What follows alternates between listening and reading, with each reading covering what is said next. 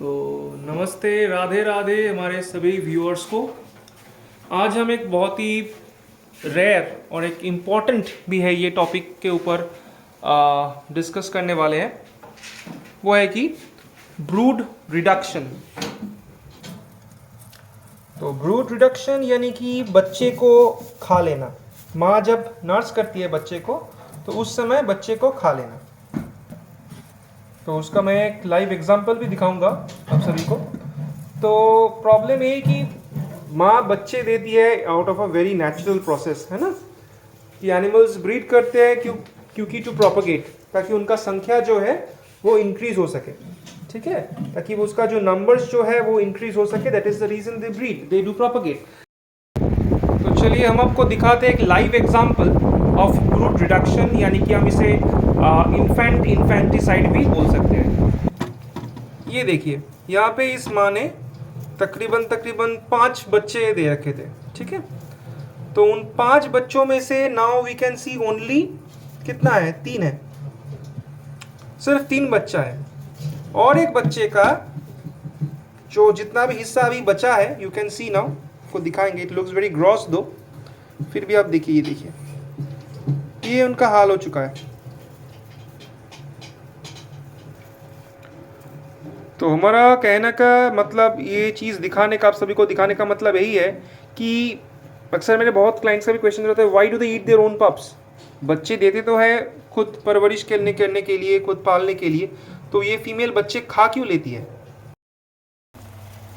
So just as we all know कि ये this is a very natural process, but still this is very weird, very gross, very absurd.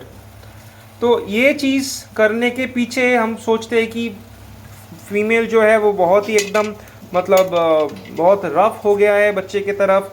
She has no motherly nature in her, वो एकदम राक्षस की तरह behave कर रहे हैं। बट हम लोगों को ये सब चीज़ें सोचने से पहले कुछ ये चीज़ हमको साइंटिफिकली भी सोचना पड़ेगा, ठीक है। क्योंकि मैं बार बार ये चीज़ बोल रहा हूँ, this is against nature. So if anything is happening against nature, तो ये क्यों कर रहे हैं। तो फर्स्ट थिंग इज हम लोगों को याद रखना पड़ेगा कि फीमेल का कुछ प्रॉब्लम भी हो सकता है। कुछ टाइम पे फीमेल का खुद का प्रॉब्लम हो सकते हैं, जैसे कि उनका न्यूट्रिशनल डेफिशिएंसीज है। न्यूट्रिशनल डेफिशिएंसी है तो इसीलिए बच्चे खा ले रही है, और खा के जो न्यूट्रिशन उनको मिल रहे हैं, उनके दूध में जो पोषण है, पोषक तत्व जो है, वो बाकी बच्चों को मिले। That is another reason why they do this. Second is female got scared. Female को बहुत वो एजिटेटेड हो गया, एंग्जाइटी इश्यूज आ गया, क्योंकि वो ऐसी जगह पे है जहाँ पे उनको बहुत ही स्ट्रेस्ड फील हो रखे हैं। वहाँ पे ऐसा उनको स्मेल मिल रहे हैं जो कि उसमें वो एकस्टम नहीं हो पा रहे हैं, वो टेरिफाइड फील कर रहे हैं, तो वो बच्चे खा लेगी।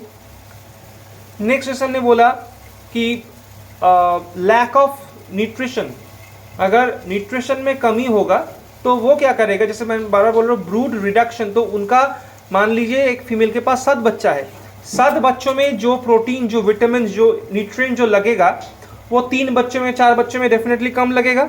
तो वो बाकी का जो न्यूट्रिशनल रिजर्व है वो बचा लेती है, and she distributes among the rest 3 pups या 4 पप्स, जितना भी वो बचाएगा।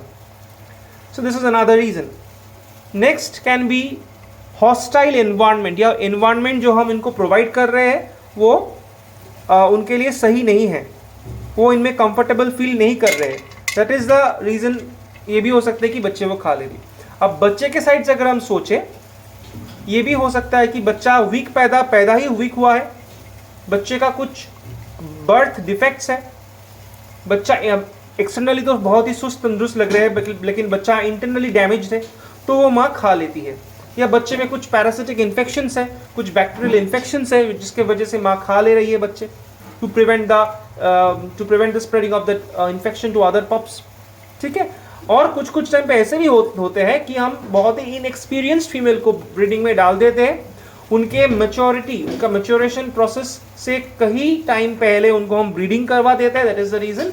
वो उनको पता नहीं होता है कैसे केयर करना होता है, उनके ऑर्गन्स प्रॉपर्ली डेवलप नहीं होते हैं, उनके हीट साइकिल्स, उनका जो स्ट्रेस साइकिल प्रॉपर्ली नहीं आते हैं, उनका हार्मोनल फंक्शंस अच्छे से नहीं काम करते हैं। That is another reason they also eat their own pups.